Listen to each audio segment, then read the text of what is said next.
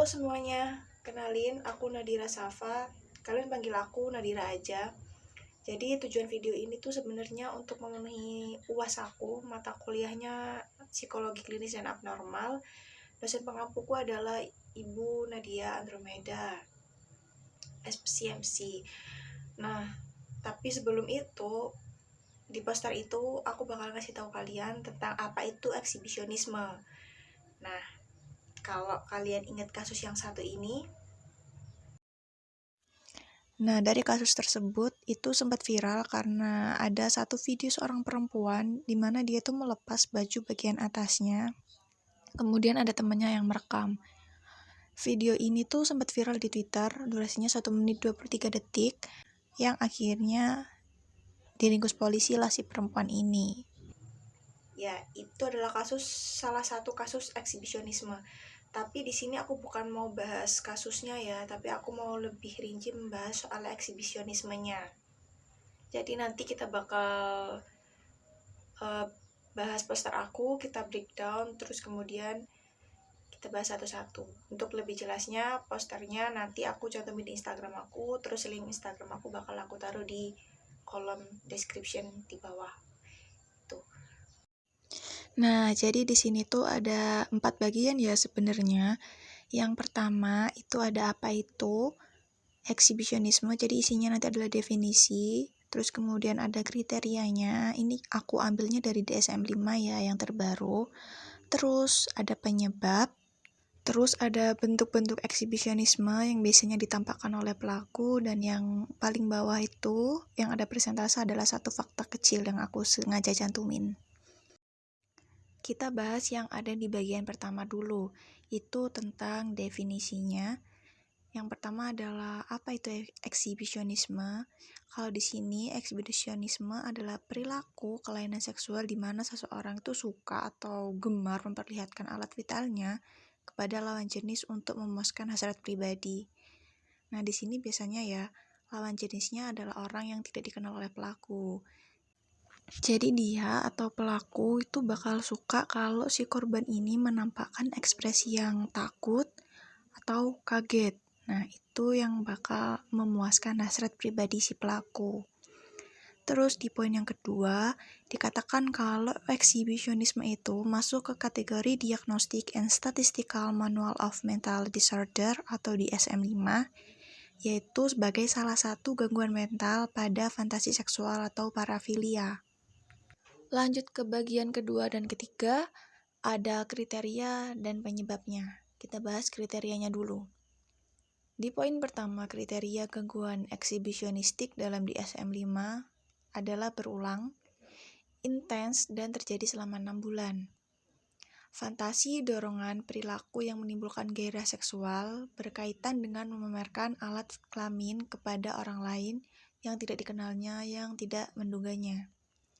Kayak yang tadi udah aku bilang, kalau pelaku ini biasanya mencari korban itu adalah orang asing atau orang yang tidak dikenal, karena dia bakal mendapatkan respon dari seorang korban tuh kaget atau takut. Nah, respon inilah yang bakal memuaskan gairah seksual seorang penderita atau pelaku eksibisionisme. Lanjut ke poin kedua, yaitu adalah orang yang bersangkutan bertindak berdasarkan dorongan tersebut atau dorongan dan fantasi menyebabkan orang tersebut sangat menderita atau mengalami masalah interpersonal. Nah, bagi penderita eksibisionisme, mereka itu biasanya merasakan cemas ketika mereka itu berusaha menahan gairah seksual ini atau gangguan ini. Ketika mereka itu berusaha menghentikannya, mereka bakal merasa cemas. Nah, hal inilah yang akan memicu masalah interpersonal antara dia dan orang lain. Kemudian kita lanjut ke penyebab ya. Sebenarnya nggak ada penyebab pasti gangguan ini tuh karena apa, tapi ada 3 faktor yang memicunya. Kalau di sini yang bisa kita lihat, yang pertama itu ada gangguan kepribadian antisosial, terus yang kedua ada penyalahgunaan zat, dan yang ketiga adalah gangguan parafilia. Tapi sebenarnya di luar 3 faktor ini ada beberapa pendapat juga yang menyatakan bahwa ada hubungan antara gangguan eksibisionisme dengan pelecehan seksual pada masa kanak-kanak. Nah, pelecehan yang dialami seorang pada masa kanak-kanak ini bisa menjadi faktor risiko potensial berkembangnya gangguan eksibisionisme ini. Terus di bagian terakhir itu ada jenis perilaku eksibisionisme. Yang pertama ada mooning, itu menunjukkan bagian yang harusnya tidak diperlihatkan ya, dengan cara menurunkan bawahan dan pakaian dalam. Seringkali ini tuh dilakukan dalam rangka bercanda, protes, atau penghinaan. Terus yang kedua ada flashing, yaitu menunjukkan bagian tubuh bagian atas yang seharusnya tidak ditunjukkan, baik pria maupun wanita, dengan mengangkat atasan dan pakaian dalam mereka. Atau kalau bahasa sekarangnya mungkin bisa kita bilang topless ya, nggak pakai atasan. Terus yang ketiga itu ada reflective porn, yaitu menampilkan foto telanjang seseorang yang diambil dari bayangan jatuh di atas suatu benda yang memiliki daya reflektif seperti kaca stainless, lalu memasangnya di internet agar dilihat banyak orang. Nah, simpelnya mirip mirror selfie, tapi kalau mirror selfie pada normalnya adalah kita tetap berbusana atau berpakaian, kalau reflective porn ini kita tanpa busana dan sengaja dipasang di profil account atau sengaja diupload di internet biar banyak orang yang melihatnya. Terus ada satu fakta juga tentang eksibisionisme. Kalau ada 45% wanita pernah dikirimkan foto alat kelamin pria atau yang lebih populer dikenal dengan dick pic pada satu situs. Setidaknya hal itu harus berulang, intens, dan terjadi selama 6 bulan, dimana mereka itu memamerkan ke orang yang tidak dia kenal. Terus dia juga suka dengan ekspresi kaget seorang korban.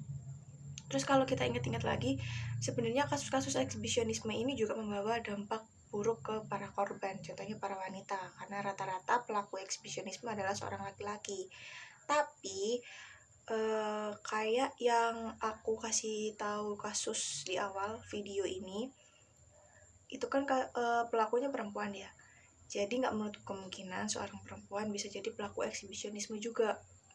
Cuman hanya beberapa aja. Kalau laki-laki kan cenderung memamerkan vitalnya, tapi kalau bentuk eksibisionisme pada perempuan, mereka tuh lebih cenderung suka memakai baju seksi.